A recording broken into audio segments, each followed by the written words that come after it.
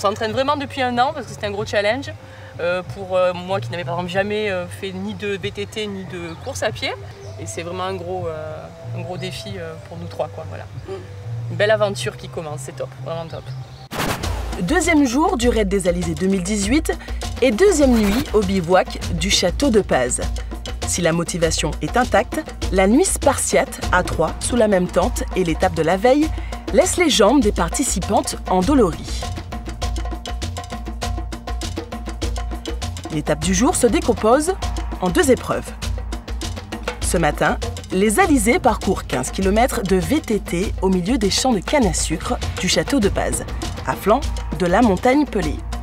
Bah on a pris un coup de chaud, il reste 10 km. C'est cool.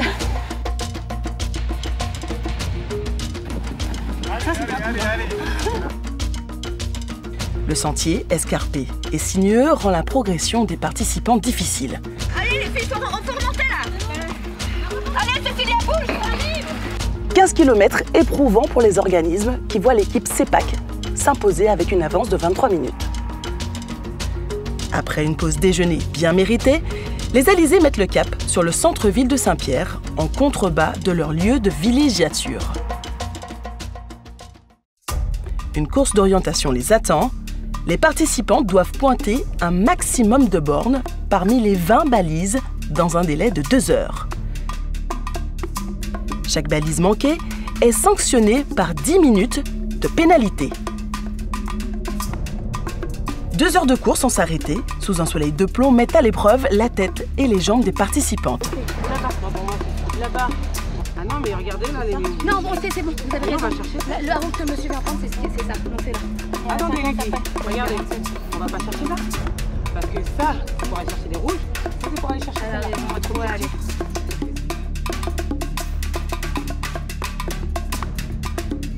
Vous avez fait quoi ce matin? Piscine. C'est joli ici, non? Ouais, c'est classe. Bon, bonne chance, bon courage. Courir et rester lucide, tel est le défi d'un après-midi dont l'équipe CEPAC, encore elle, sort victorieuse. Au classement général, sans surprise, c'est l'équipe CEPAC qui garde la tête en attendant l'étape de demain, l'épreuve reine du Raid des Alizés.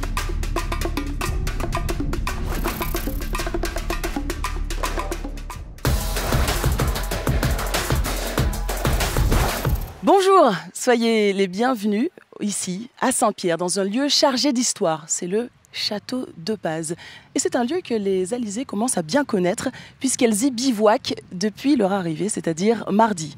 En ma compagnie, vous le verrez, elles sont étonnantes de facilité, de fraîcheur.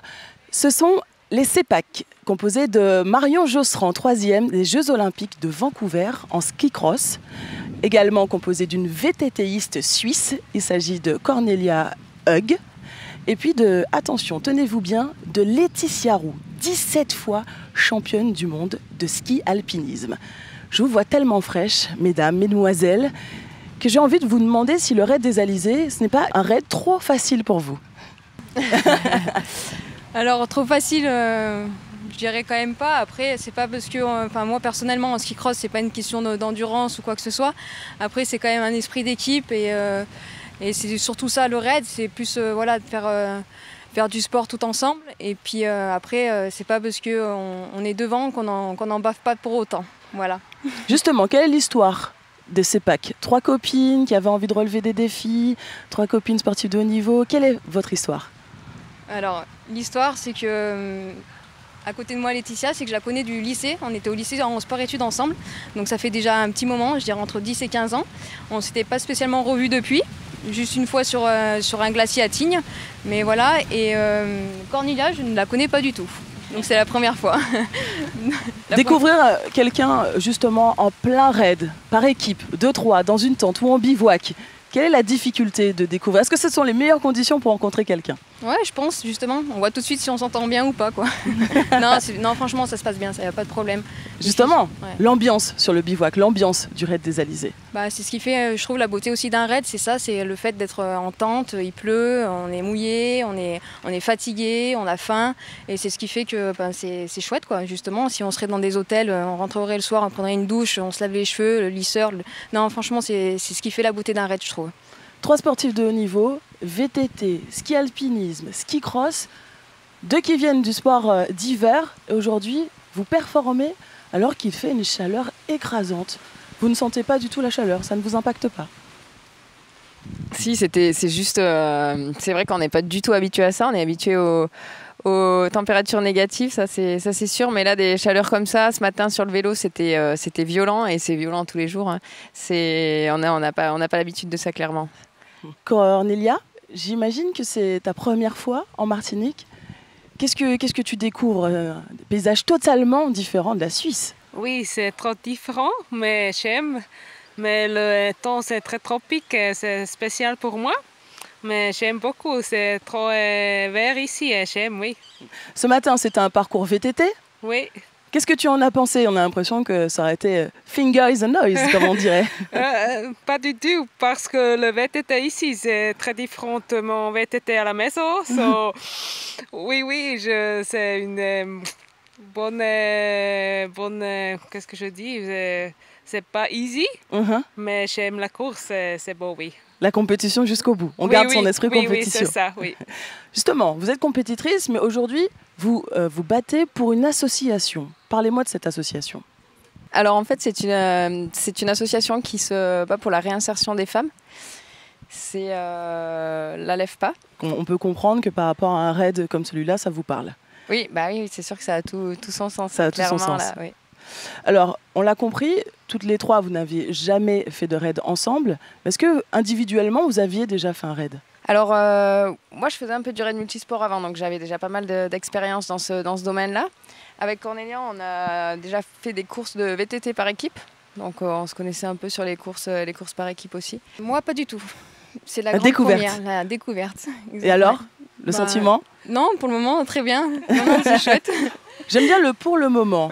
On verra, on fera un point à la fin. Non, mais je pense exactement avec la fatigue et tout. Après, on verra. Non, mais pour le moment, j'adore. Je me régale. Au bout de cette 2e journée, qu'est-ce qui ressort? Quel est l'esprit de l'Alizé? Si vous aviez un mot, une définition, qu'est-ce que ce serait?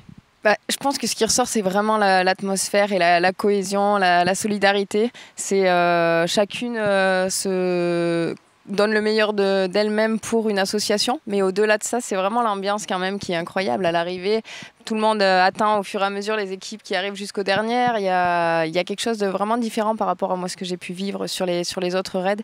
Et cette cohésion, cette ambiance, cette solidarité entre les filles, ça met une énergie qui est assez impressionnante. Ça voudrait dire que tu confirmes l'adage qui dit une Alizée un jour, une Alizée toujours. Merci mesdemoiselles, je vous souhaite le meilleur pour la suite. Merci. Pour faire le bilan du jour et connaître les épreuves de demain, on accueille les Christophe, le coach, et le directeur technique, Christophe Pina. Bonjour. Bonjour. Alors, comment vont-elles? Des bobos, des rires, des pleurs, comment ça se passe? T'as tout résumé là. J'ai tout dit. Il y a eu de tout. Il y a eu d'abord du stress, le départ, course. Oui, beaucoup ont eu peur. Beaucoup de stress, ouais. Le vélo, c'est... le VTT. Ouais, le VTT, il y a pas mal d'appréhension sur le VTT parce que ils savent très bien que Christophe Assailly, il leur fait toujours un programme assez compliqué. Donc il y a toujours un stress sur la ligne de départ. On le sent vraiment par contre. Après, il y a eu bien évidemment les larmes, mais les larmes de joie des premières arrivées. Les larmes de pleurs de certaines qui ont... il y a des petits accidents en VTT inévitablement, il y a des chutes et tout ça fait que l'aventure elle est quand même belle et justement elle est belle parce qu'il y a des difficultés, il y a des souffrances parce que quoi qu'il arrive, les souvenirs qu'elles garderont, je ne parle pas des souvenirs dans une semaine, je parle des souvenirs dans 1 an, dans 2 ans, dans 10 ans, ça sera grâce à ces difficultés, à ces gamelles en vélo et à tout ça. Et je pense qu'elles se rappelleront beaucoup plus longtemps de ça que de tout ce qui s'est bien passé. D'une épreuve qui serait facile ou alors tout le reste qui s'est bien passé. Elles ne se rappelleront plus dans 10 ans de tout ça. Alors juste avant le début de l'épreuve, en VTT, qu'est-ce qu'on leur dit? Quel est le secret pour les j'allais dire les consoler, mais pas trouver le mot juste avant le départ? Alors justement, l'intérêt, c'est presque d'avoir un mot qui est vraiment individualisé, c'est-à-dire que là, on est au 3e jour, en tout cas 2e jour de course, mais 3e jour sur le camp, on commence à les connaître, et c'est d'utiliser des effets de levier pour savoir les emmener. Alors pour certaines, il faut les déstresser, il faut leur trouver les mots justes, et pour d'autres, jouer sur de l'émotion pour essayer de leur faire sortir cette force émotionnelle qu'elles ont toutes à l'intérieur d'elle, parce que si elles C'est sont là, c'est intrinsèque. qu'elles ont tout le monde là.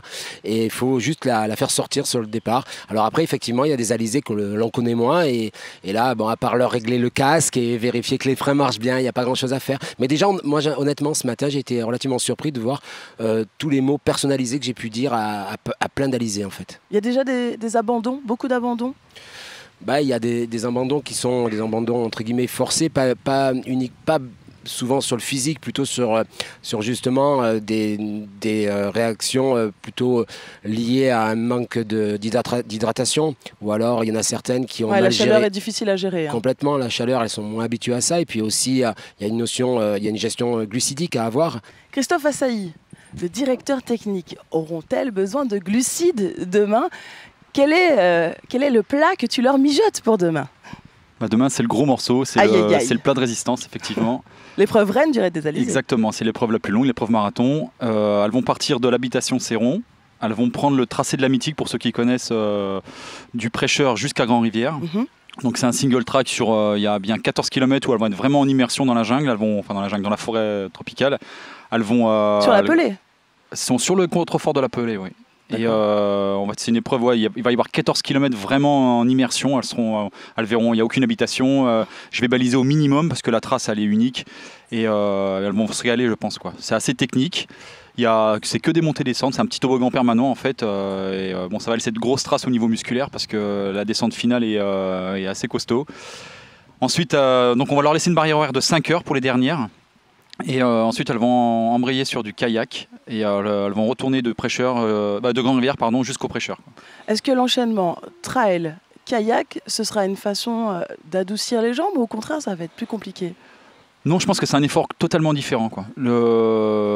Déjà, il fera plus frais sur les kayaks, elles pourront se mouiller. Et puis, c'est le haut du corps qui va travailler, c'est un petit peu différent. Puis, il va falloir, voilà, la petite gestion, elle sera au niveau de la synchronisation pour qu'elle puisse ramer en même temps et être efficace sur le kayak, quoi. Merci beaucoup, messieurs. Merci à vous de nous avoir suivis. Je vous donne rendez-vous demain, même heure, même antenne, pour le flash du Raid des Alizés. À demain.